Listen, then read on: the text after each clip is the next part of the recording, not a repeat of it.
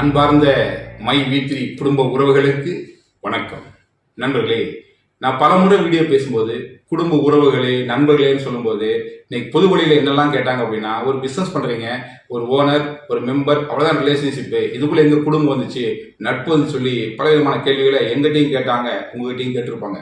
ஆனா இந்த ஒரு கொடுமையான காலகட்டத்தில் 3 மாதங்கள் நான் சிறையில் இருக்கும் பொழுது தான் குடும்பத்தோடு சிறைக்கு போனா எந்த அளவுக்கு வேதனைப்படுவாங்களோ, அதுக்கான எந்த அளவுக்கு ரிஸ்க் எடுப்பாங்களோ, அது எந்த அளவுக்கு போராட்டம் பண்ணுவாங்களோ, அதை விட கூடுதலா இன்னைக்கு எல்லா உறுப்பினர்களும் மேக்சிமம் இருக்க உறுப்பினர்கள் நமக்காக இன்னைக்கு வேண்டுதல் பண்ணியிருக்கீங்க. நான் சிறையில் இருக்கும்போது நம்முடைய லாயர்ஸ் டீம் மூலியமா எனக்கு தகவல் வரும். இந்த மாதிரி பாத யாத்திரை போறாங்க, பால்காவடி எடுக்கிறாங்க, கோயில் அன்னதானம் போடுறாங்க, சர்ச்சில் பிரார்த்தனை வச்சிருக்காங்க, மசூதியில் இந்த மாதிரி பிரார்த்தனை போக சொல்லிட்டு பல்வேறு விதமான செய்திகளை எனக்கு அப்பப்போ சொல்லும்போது எனக்கு மிகப்பெரிய நம்பிக்கையா அந்த 3 மாதத்தை கடக்கிறதுக்கு மிகப்பெரிய சப்போர்ட்டா அந்த செய்திகள் இருந்துச்சு. ஸோ அந்த அளவுக்கு இன்னைக்கு நிறுவனத்தின் மேல நம்பிக்கை வச்சு, என் மேல அன்பு வச்சு, இன்னைக்கு என்னுடைய விடுதலைக்காக இன்னைக்கு முழு நம்பிக்கையோட, ஒரு மிகப்பெரிய பொறுமையோட, மிகப்பெரிய ஆர்வத்தோட ஒரு ஒத்துழைப்பு கொடுத்து இன்னைக்கு எல்லா விதத்திலும் என்ற அத்தனை நாள் உள்ளங்களுக்கும் இந்த நேரத்தில் என் கோடான கோடி நன்றிகளை உங்கள் பாதத்தில் தெரிவிச்சுக்கிறேன். ஆக்சுவலா 91 இரவுகள் நான் சிறையில் இருக்கும்போது கூட பேச முடியல, அதோட லாஜிக் இருக்கு. ஆனா வெளியே 3 நாள் நான் கூட பேசல. இதுல என்ன லாஜிக் இருக்கு? இந்த 3 நாள் வெளிவந்ததுக்கு அப்புறம் பேச முடியாம இருந்த சூழல் மிகப்பெரிய வேதனையை எனக்கு கொடுத்தது. எப்படி நீங்க எதிர்பார்த்திருந்தீங்களோ அதை விட பெரிய ஆர்வமா உங்களோட பேசணுங்கிற எண்ணம் எனக்கு இருந்தது.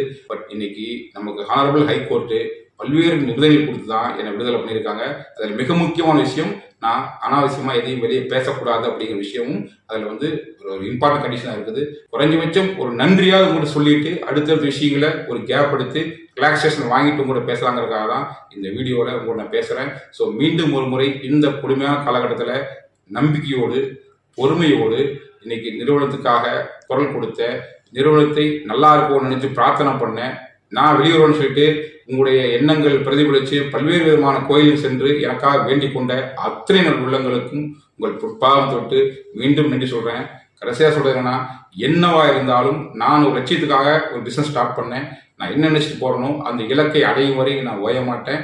எத்தனை தடைகள் வந்தாலும் என்னுடைய வேகத்தை வேணா ஸ்லோ பண்ணலாம், காலத்தை வேணா அதிகப்படுத்தலாம், ஆனால் இலக்கை அடையும் அந்த முயற்சியை யாராலையும் தடுக்க முடியாது. நல்ல ஒரு லட்சியம், வெல்வது நிச்சயம். நன்றி, வணக்கம். வணக்கம் நண்பர்களே. ஒட்டுமொத்த மை வி3 ஆர்ட்ஸ் உறுப்பினர்கள் வேண்டுகோளுக்கு நாங்கள் இன்னைக்கு எம்டி சேனல்ல பேசிட்டாரு.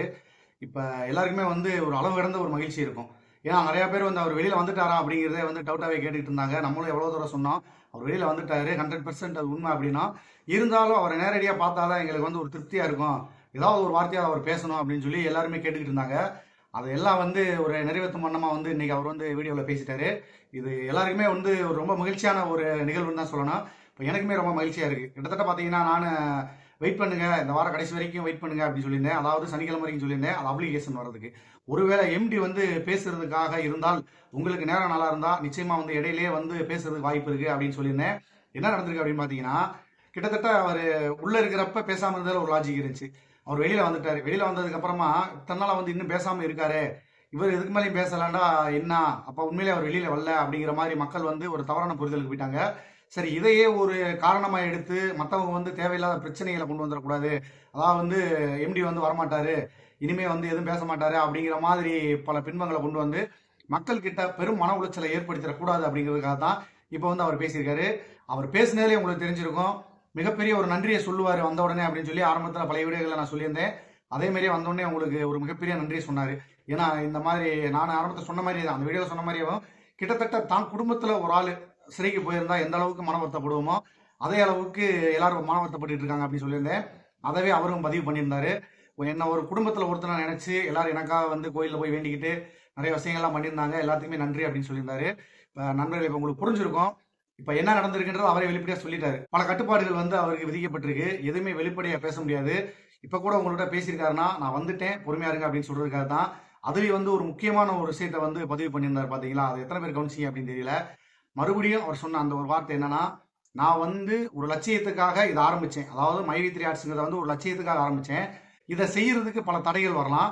அதே மாதிரி இதை செய்யறதுக்கு கால நீட்டிப்புகள், அதாவது இந்த மாதிரி பிரச்சனைகளை கொடுத்து அவர் லட்சியத்தை அடையிறதுக்கு பல காலங்கள் தள்ளி போகலாம், ஒன்றும் பிரச்சனை இல்லை. ஆனால் நான் எடுத்த லட்சியத்தை முடிக்காம விட மாட்டேன் அப்படிங்கிறத மறுபடியும் இந்த இடத்துல ஆழமா பதிவு பண்ணியிருக்காரு.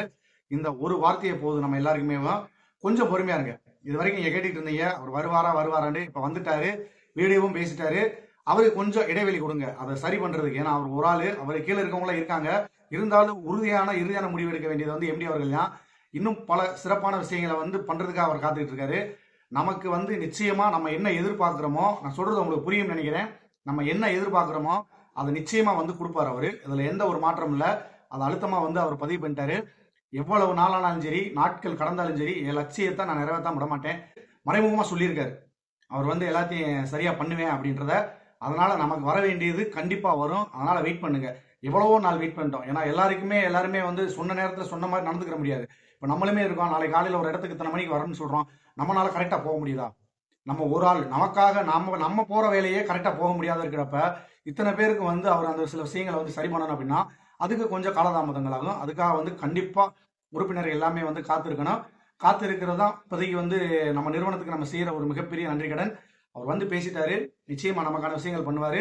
கொஞ்சம் பொறுமையா இருங்க. ஏன்னா எல்லாருக்குமே பிரச்சனைகள் இருக்கு. பிரச்சனை இல்லாத ஆள் யாருமே இல்லை. எல்லாருக்கும் பிரச்சனை இருக்கு.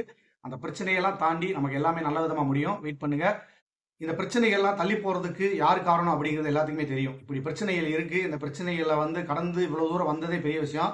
அதனால வந்து இன்னும் வந்து சில நாட்கள் அதுக்கான வேலைகள் நடக்கும். அதுக்கப்புறம் வந்து எல்லாமே சிறப்பாக நடைபெறும்.